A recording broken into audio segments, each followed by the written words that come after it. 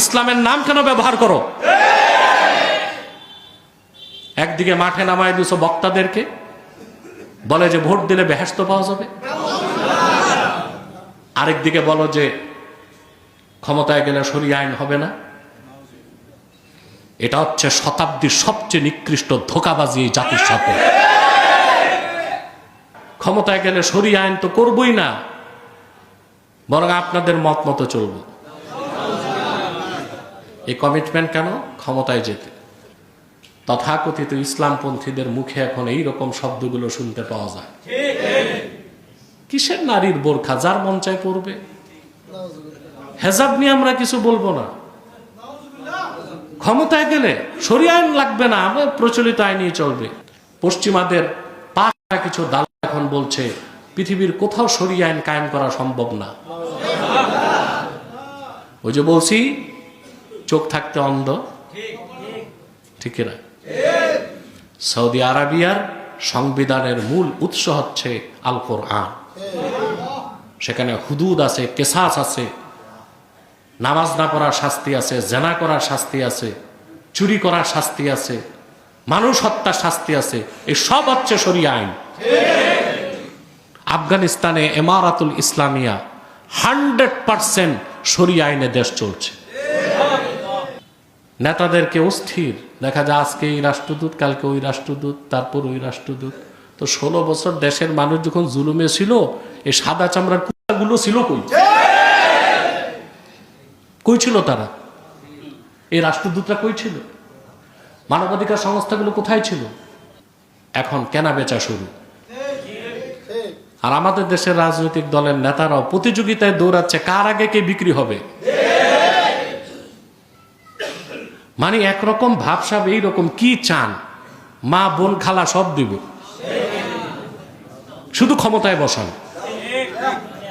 3 number কলব হচ্ছে কলবুম মানকুস আরাফা সুম্মা নাকাসা। এটা হচ্ছে কলবুল মুনাফিক, মুনাফিকের অন্তর। কার অন্তর? সে সত্যকে চিনেছে, আবার সত্য থেকে বিচ্যুত হয়েছে। 4 নাম্বার হচ্ছে কলবুন মুসাফফাহ ফাফিহি ঈমানু ওয়া নিফাক। চতুর্থ প্রকার অন্তর হচ্ছে কলবুম মুসাফফাহ। এই অন্তর হচ্ছে সেই অন্তর যেখানে ঈমানের নূর আছে, আবার মুনাফিকির রোগও আছে। এই ধরনের অন্তর যাদের, তারা ভালো কাজেও দৌড়ায়, খারাপ কাজেও দৌড়ায়। বলেন তো আমাদের অধিক সংখ্যক মানুষের অন্তর কোন প্রকার? চতুর্থ প্রকার। চতুর্থ প্রকার। এইরকম অন্তর যাদের, তারা ওয়াজ মাহফিলও দৌড়ায়, আবার বাউল গানেও যায়, তারা দোয়া মাহফিলেও যায়, আবার ডিজে পার্টিতেও যায়। তারা আলেম ওলামা পীর মাশায়েখের সাথেও বসে, আবার ইহুদি খ্রিস্টানদের সাথেও দহরম মহরম থাকে, ঠিক না? এই যে দেখেন এখন রাজনীতিতে সব বিদেশিরা দৌড়াচ্ছে বাংলাদেশে, দৌড়াচ্ছেন। নেতাদেরকে অস্থির দেখা যায়, আজকে এই রাষ্ট্রদূত, কালকে ওই রাষ্ট্রদূত, তারপর ওই রাষ্ট্রদূত। তো 16 বছর দেশের মানুষ যখন জুলুমে ছিল, এই সাদা চামড়ার কুত্তাগুলো ছিল কই? কই ছিল তারা? এই রাষ্ট্রদূতরা কই ছিল? মানবাধিকার সংস্থাগুলো কোথায় ছিল? কত মানুষ গুম হয়েছে, খুন হয়েছে, নির্যাতিত হয়েছে, নিপীড়িত হয়েছে। গুম কমিশন সব পেয়েছে? কথা বল। যে পরিবারগুলোর মানুষ খুন হয়েছে বিচার পেয়েছে? সাক্ষী তো নাই, চার্জশিটই নাই। তখন এই সাদা চামড়ার মানুষগুলো কোথায় ছিল? এখন দেশে নতুন সেটআপ হবে, এখন কেনা বেচা শুরু। আর আমাদের দেশের রাজনৈতিক দলের নেতারাও প্রতিযোগিতায় দৌড়াচ্ছে কার আগে কে বিক্রি হবে। মানে একরকম ভাবসাব, এইরকম কি চান? মা বোন খালা সব দিব,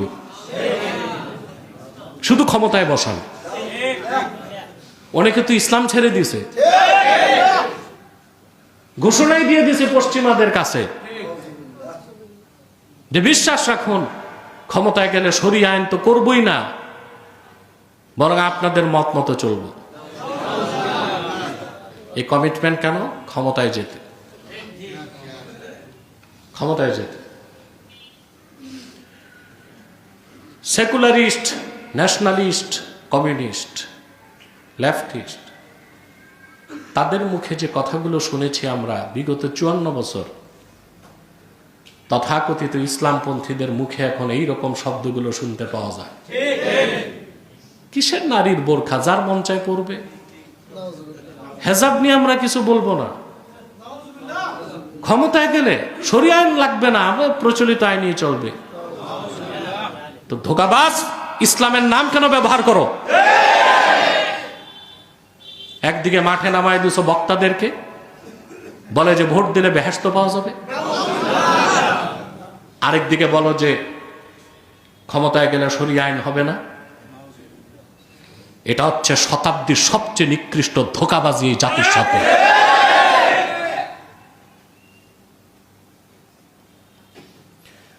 এই ধোঁকা উপলব্ধি করতে পারবেন আরো 10 বছর পরে। মালয়েশিয়ার অবস্থা দেখেন। এই আনোয়ার ইব্রাহিম এখন প্রধানমন্ত্রী, এক সময় সে ইসলামী রাজনীতি করত। কি করত? আর আজ তার মুখে ইসলাম শব্দ শোনা খুব কঠিন। সে এখন ক্ষমতায়। গণতন্ত্র হচ্ছে পশ্চিমাদের রাজনৈতিক ধর্ম। এই ধর্ম যে গ্রহণ করে পশ্চিমাদের নিকট, তাদের মধ্যে আর খ্রিস্টানদের মধ্যে কোনো পার্থক্য নাই।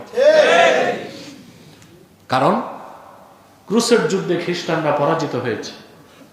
তারা বুঝতে পেরেছিল মুসলিমদের ভূখণ্ডে খ্রিস্টানদের পক্ষে কখনো সম্ভব না।